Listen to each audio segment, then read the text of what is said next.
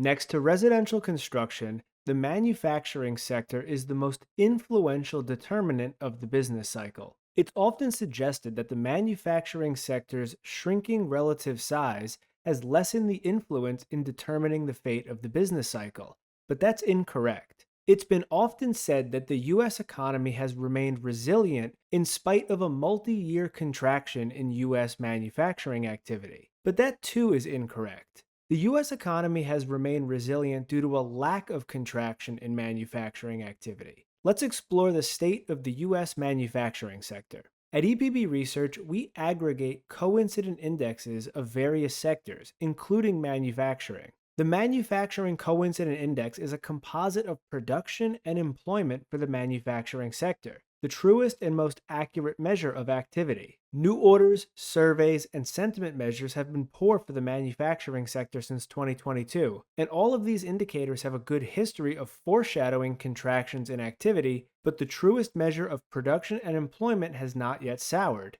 The Manufacturing Coincident Index has stagnated since 2022, but declines have been minimal so far. This chart shows the percentage decline in the Manufacturing Coincident Index. Declines are cropped at the weakest point, and only declines exceeding 1% are shown. The Manufacturing Coincident Index declined more than 4% in the 1990 recession, roughly 12% in the 2001 recession, and nearly 18% in the 2008 recession. Today's decline in manufacturing activity has hardly exceeded 1%, despite beginning in late 2022. The manufacturing sector can be split into two categories: durable manufacturing and non durable manufacturing. Durable manufacturing is the most important for the business cycle, consisting of industries like motor vehicles, heavy machinery, and the manufacturing of primary metals. Non durable manufacturing is far less critical for the business cycle, consisting of industries such as food, beverages, tobacco, clothing, and more. Of course, both manufacturing categories have experienced secular or long term declines, but that does not change the cyclical impact driving the ebbs and flows of the overall business cycle.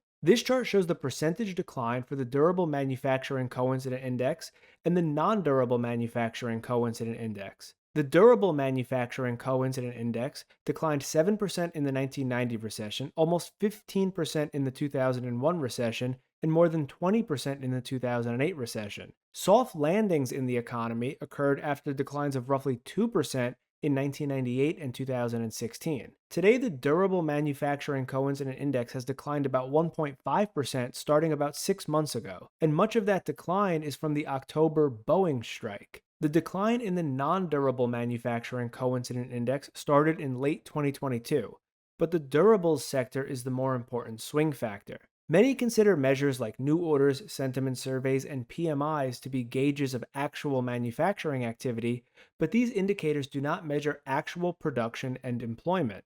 These measures have a place and are popular leading indicators, properly foreshadowing some of the declines that we're starting to see in the manufacturing sector today, but it's not accurate to suggest that the economy has been withstanding a brutal manufacturing decline when the reality suggests only fractional contractions in the coincident indexes have occurred so far. This business cycle has been unusual and difficult because traditional leading indicators like new orders have been declining since 2022 and remain quite weak today, but actual activity has not declined to the same extent. In 2021 and 2022, new orders exceeded production by such a large amount that multiple years' worth of backlogs were created, allowing production and employment to continue for years without a continued flow of new orders. This phenomenon is evident perhaps most strongly in the motor vehicle manufacturing sector, which saw major increases in coincident activity in 2023 and 2024, feeding off of production backlogs that were accumulated in 2021 and 2022.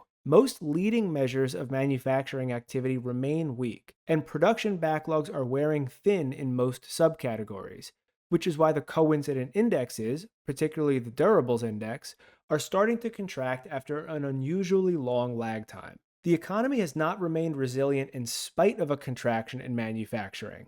The economy has remained resilient because of a lack of contraction in manufacturing. It's far from a coincidence that the Federal Reserve has shifted from rate hikes to a long pause to rate cuts as actual manufacturing activity has moved from expansion to now the beginning of a contraction. If you found this analysis helpful, please subscribe to this channel and share it with anyone who you think may find it interesting.